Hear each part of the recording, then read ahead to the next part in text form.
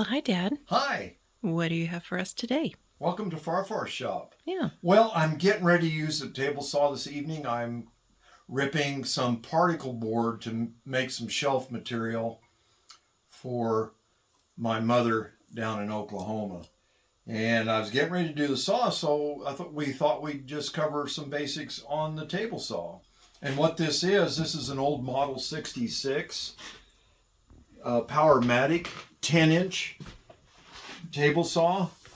I believe it's a 1965 version that I acquired from a gentleman who restored equipment, and he got it from a high school. So this used to be an old shop saw.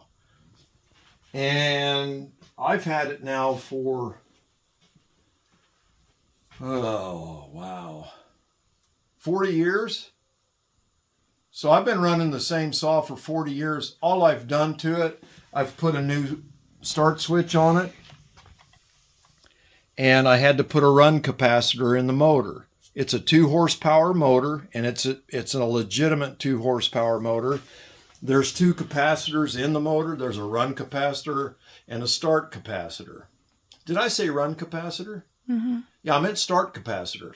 It would not start the blade up. It would run fine, but it didn't have the energy to start the blade, so I had to replace the start capacitor. And that's all I've had to do with it. And it's a tank. It's a simple. You loosen this center knob to raise and lower the blade, and then Powermatic has the tilt. I'll run that up so you can see it. The tilt is on this side,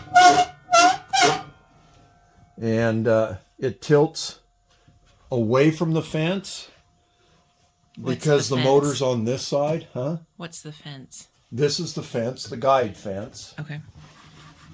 And yeah, so this one tilts away from the fence, the guide fence, on, for instance, a Rockwell or Delta table saw. The motor's on this side, so the blade tilts to the fence. And there's advantages and disadvantages to both. So I have it at 0. I can tell the degrees of the tilt by, this is kind of faded, but I can still see it well enough. It takes a little study. Yeah, you can kind of get so that it indicates the angle of the blade. Yes. Right, and I'm on 0 now. I've got the stop set. This is all tuned up to where it's accurate, and the table and fence and everything is square and parallel and nicely. So you get nice straight cuts. We've had a lot of moisture in the air. You heard that squeaking. Mm-hmm. That typically doesn't do that. I'll need to lubricate it once I clean it up. With what, some WD-40 or something? I don't like to use WD-40 on tools.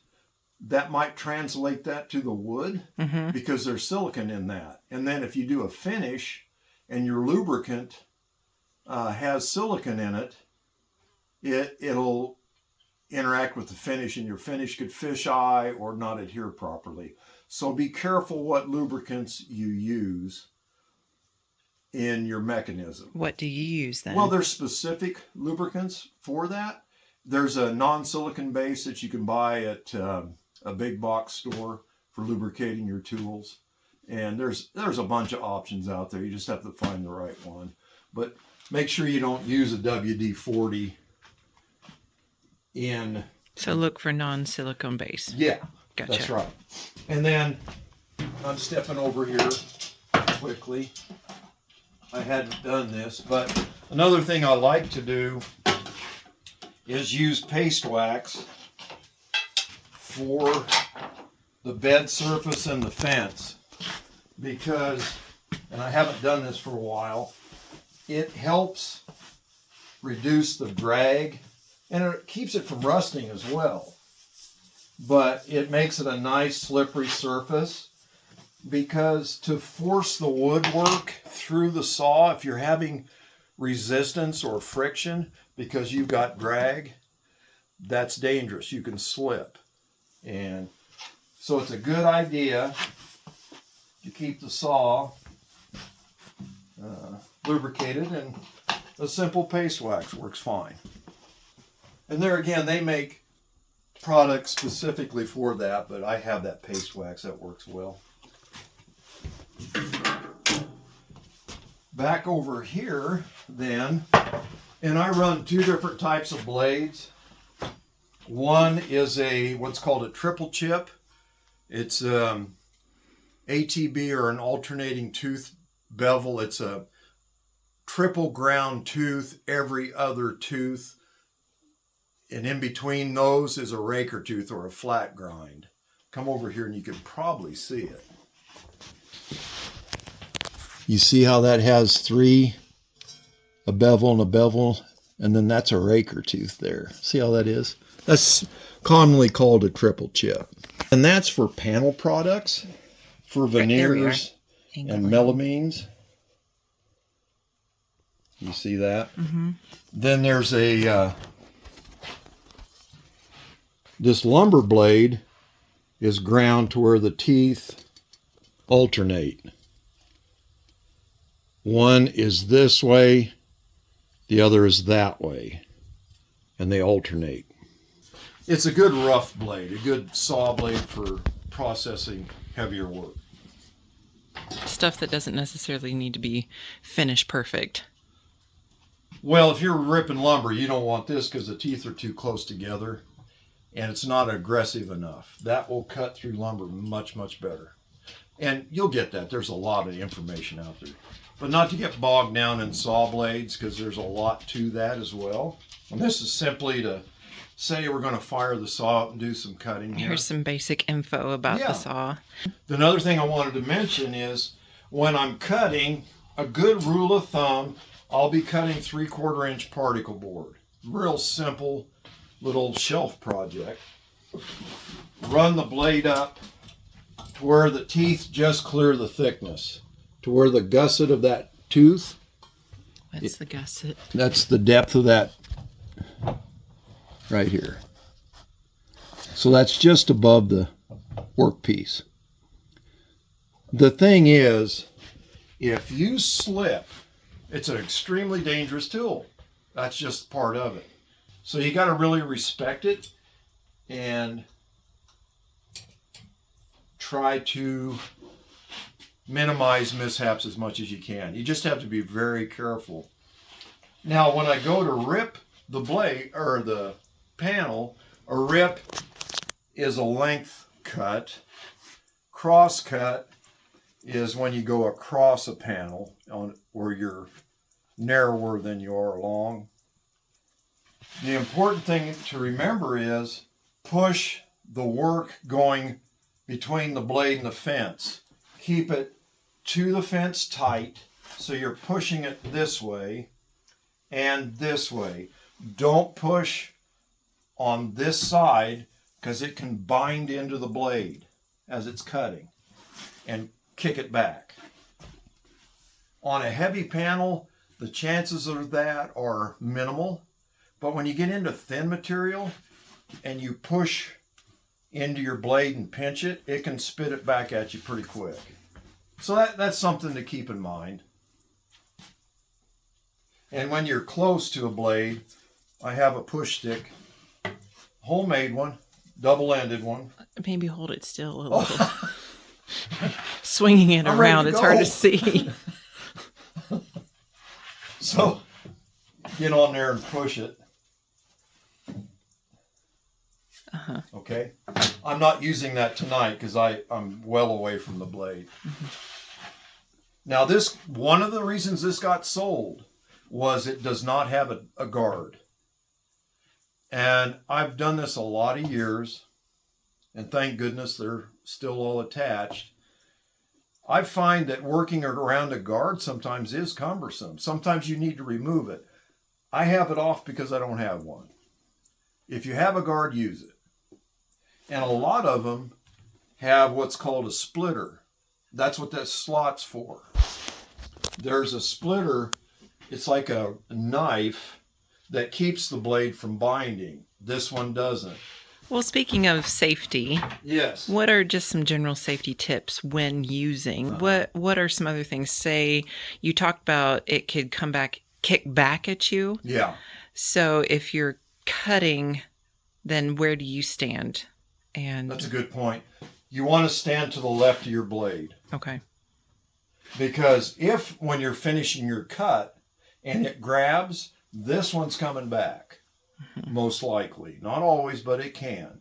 And if you're on this side, it's going to shoot it past and it won't get you. If other people are around, growing up, you were always telling us to not stand behind you. That's another good point. I was going to mention that. Yeah. Another thing is when you're doing the work, you want to know what's behind you.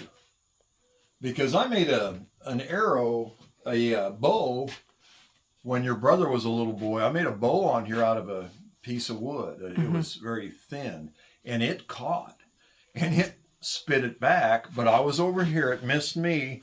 It went behind me and stuck in a garage door. Yeah. And that there was still a hole in that garage door that had been puttied 30 years later, you know. But so that's a good point. Yeah, you want to be to the left of the blade as much as possible, and don't let anybody stand behind you.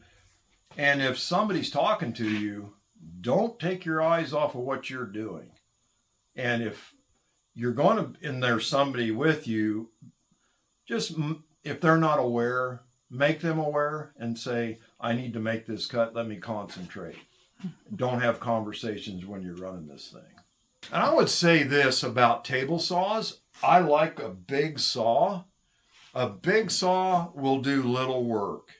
You get a littler saw, it's hard to process larger work like panels. I can do intricate small cuts on this as you can. It depends on what you're doing, of course. But if you need to do panels or cut sheet goods, I would get a big, heavy, substantial. This thing doesn't move. I mean, it is solid. And it has about well over 40 inches to the right of the blade. There is another part of the table over here that's hidden by that, which that is not part of the saw. No, that is for display purposes this has only. A new home ahead of it, and Yes. It's a vintage piece of old millwork. Yeah. Grain mill processing. It's pretty cool. So it's not in the way there, but it needs to go away. So the saw's got quite a bit of room over here too, but I just need 16 inches right now. The other thing in terms of safety when you're running a saw, it's not a bad idea to have a face shield if you have one. I do not. I always have something on my eyes. Keep your eyes covered. Wear glasses, safety glasses if you have them. And I always wear earplugs. Protect your hearing. So I'm going to put my earplugs in and start it up and start cutting. There we go. So I'm going to push against the fence and go that way.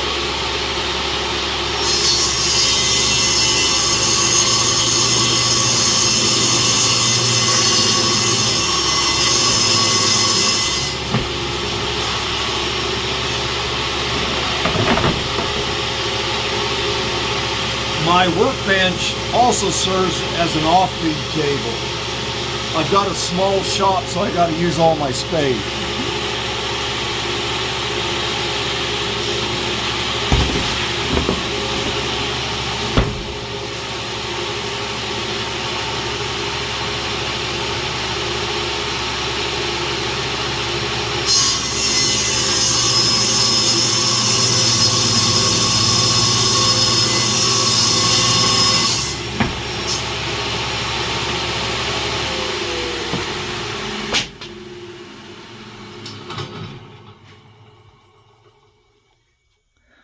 There you have it. No, so there's a little basic information about a table saw. We have other footage we're working on patching together from previous projects and that. And for now, I hope that's something interesting. If you're looking to do this kind of work or are doing that kind of work, there's something there that helps you. We sure appreciate you watching. Hey, thanks for watching. Make sure to like and subscribe, and we really appreciate you watching us. Bye for now.